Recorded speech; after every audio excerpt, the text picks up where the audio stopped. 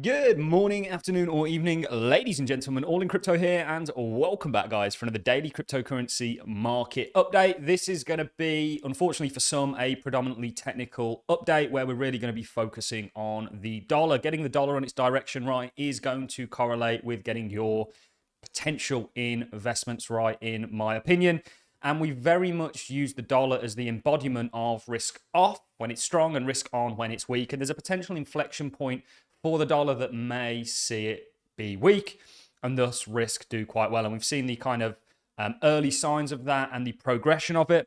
Today, you do have a rather strong Dixie, but this is very common after a key technical level that was previously acting as support has been run. You often meet that with a retest of that level that we're hoping provides and turns into resistance, having been previous support, and that's going to allow for a flourishing risk on environment. So we're not going to go over too much news in this video. Like I say, we're going to be predominantly focusing on the Dixie and of course relating it to risk, crypto, equities, and everything in between. If you guys do want, there is lots of news consistently happening within the crypto space, and we are trying our best over at allincrypto.com to keep you guys up to date on it. We've also integrated all our price charts so you guys can create your favorite lists and everything in between. We're really trying to create somewhere that is a hub for you guys, essentially, and we're very proud of what we've achieved thus far. We also got a nice little mention from the Algorand Foundation in regards to a recent interview that we filmed yesterday with John Wood that we will be releasing for you on all platforms, podcast, YouTube, Twitter, on Thursday. So do watch out for that, guys. We had a great talk about Algorand and the direction it's going in. Before we dive into all the sort of technical stuff, and there's going to be a little bit of fundamental news that some of it we previously looked at, some of it is new today, that will accompany our kind of dollar technical talk. But before we dive into that, I just want to show you guys this, and we covered this in our Chainlink video. And this was a tweet from Chainlink that says, imagine if every Tesla was tokenized as an DNFT with real-time metadata updated, showing its service record, mileage, accident history, market value, and more. All current and future owners would have on-chain accessibility to verifiably verify a vehicle's histories. This is insane, guys, and this is everything of value, cars, real estate, whatever it may be, watches, they're all going to have an NFT or a digital representation. We got finished with a World Economic Forum article that actually looks at non-fungible tokens. And when people say non-fungible tokens are dead, what they're really referring to is things like Bored Apes and stuff like that, which were a complete speculative fad that may come back at some point. But this is the real utility of all of this. And this is a future that we're moving towards. And we are nothing short of a champion of the transformative nature of this space. And that's a future that we are definitely moving towards. So let's talk about the dollar. Getting the dollar right is the battle at the moment, and the dollar is the thing to watch in this environment. And we're going to show you that again. We're going to be recapping on it. We're going to be looking at a potential direction change for the dollar that was accompanied with fundamentally dampening news in regards to the US economy. The dollar is the global reserve currency, so it's why we watch it, and it kind of echoes what others may do. So just to start off, we have recently been looking at something that would support our thesis of markets not crashing until later on. That's backed up by looking at rate hikes, looking at studies surrounding rate hikes, literally overlaying, and we did this yesterday, the Fed fund rate with the S&P, and understanding that the shit doesn't hit the fan until later on. Okay, so it doesn't happen until after the hikes have stopped, typically. And then there's a lag at a period. In developed nations, it's 18 to nearly 55 months. In less developed nations, it doesn't take as long to kind of work its way through, and that reevaluation of debt to really kick in and start slowing things down. But in developed nations, it takes a lot longer, and we still expect that to take place. And actually, we have speculated that things aren't going to hit the fan until sort of end of 2024, 2025. We've got a lot of economic data that's backing us up on that with GDPs and things like that. So we could be looking at, if this is a broader channel, the dollar actually coming down and retesting the lower band of this channel into a shitstorm, which we think is coming. We think the yield curve predicting it and everything in between. That's going to likely be a dollar super spike that's going to be accompanied with an event. And the yield curve is very good at predicting these. So this is our broader thesis of things.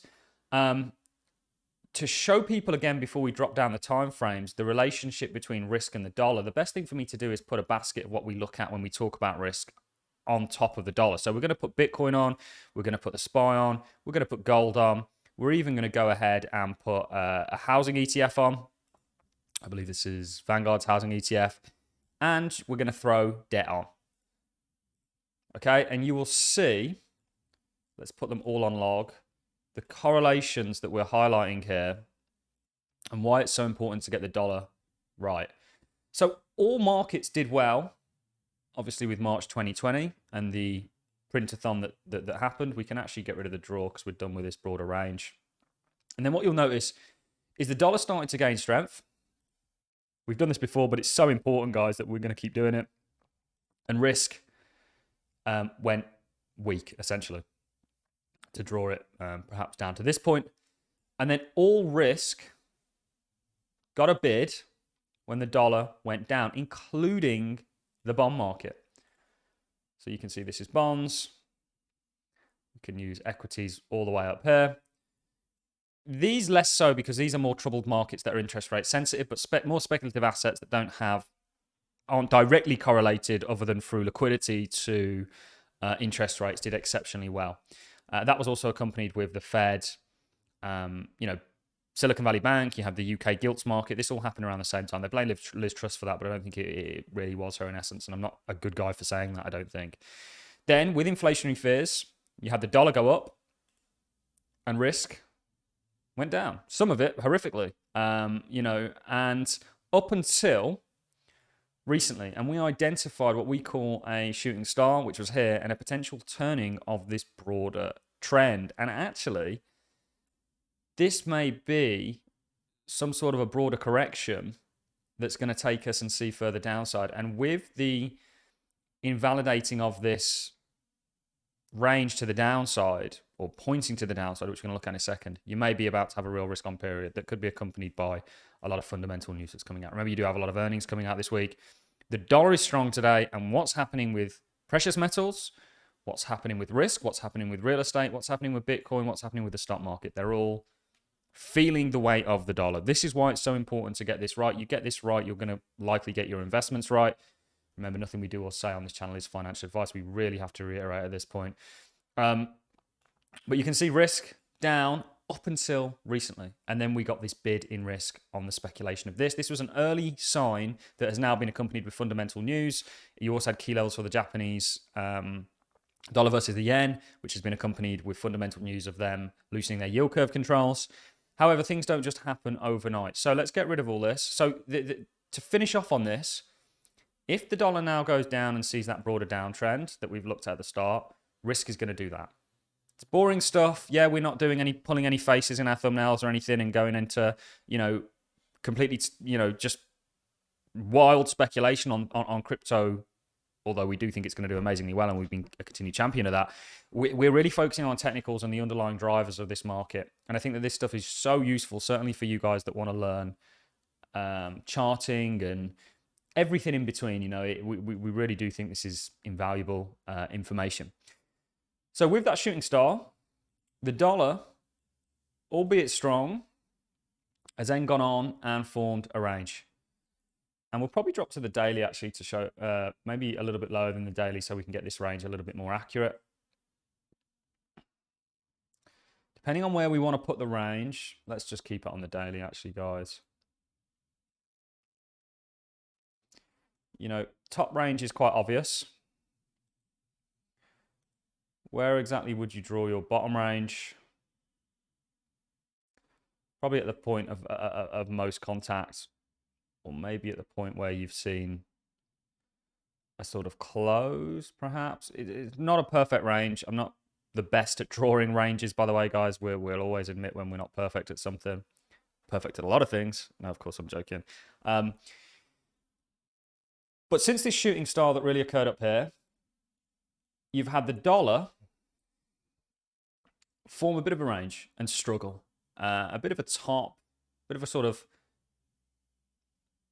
W-style top, a range for all intents and purposes that it's now broken with momentum on the back of non-farm payroll, which is what you want to see with a range. It doesn't have to occur on a range that goes to the downside, but always on the upside, you want to see that momentum supported by volume. It's very common once you get a harsh pushback in one direction, you'll get a pushback in the other that's likely going to coincide with this support level that could act as resistance. So this isn't going to happen overnight. Remember, for risk to do well, we need the dollar to do this.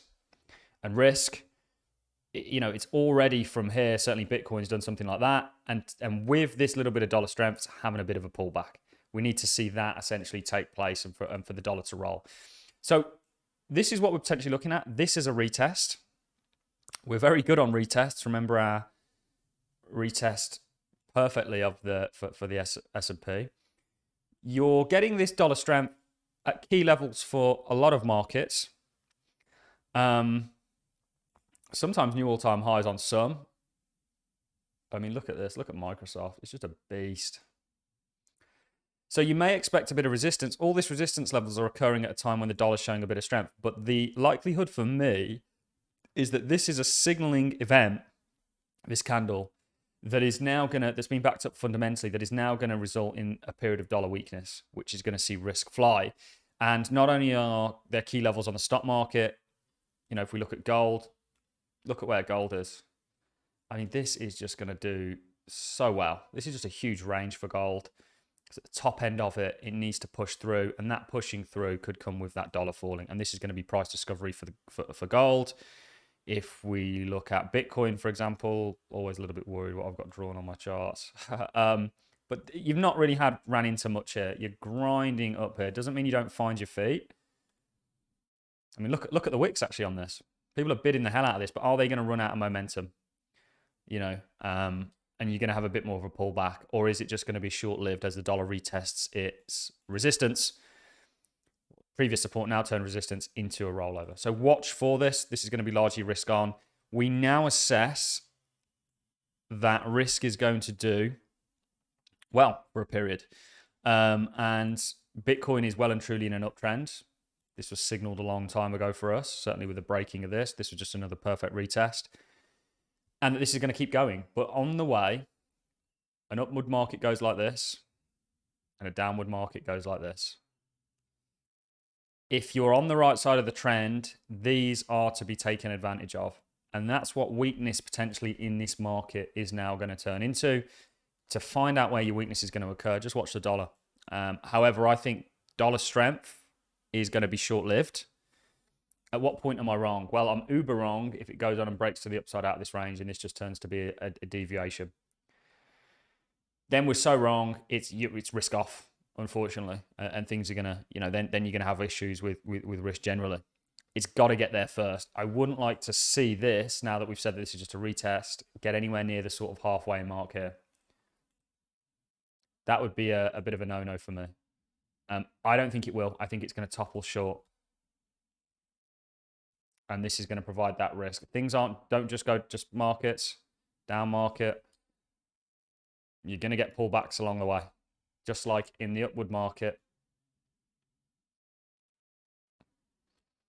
You know, you get levels to get met. So we need to see this roll.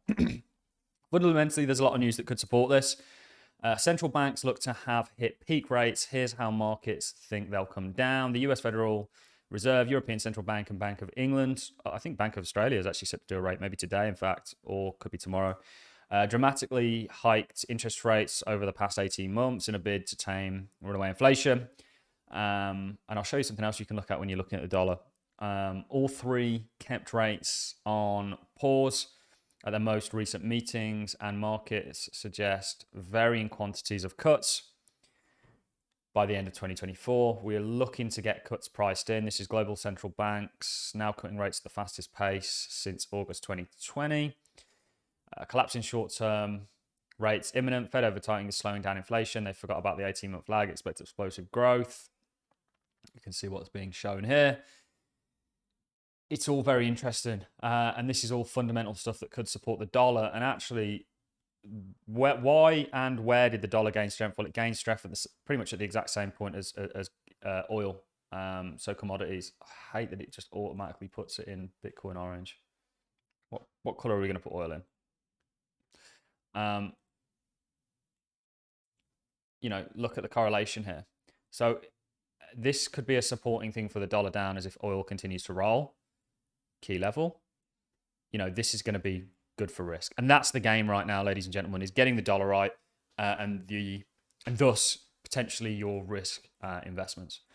So that's really all we got for you guys. Bit of a longer one, bit of a lot more technical one. I know some of you guys like these kind of updates. We did cover a little bit of news. Remember to go and stay and check out allincrypto.com for more immediate news. Come give me a follow at Twitter at realallincrypto. And yeah, that's really all we've got for you guys. It's all about getting the dollar right. If you do that, you're going to do quite well. Thanks for watching. See you in the next.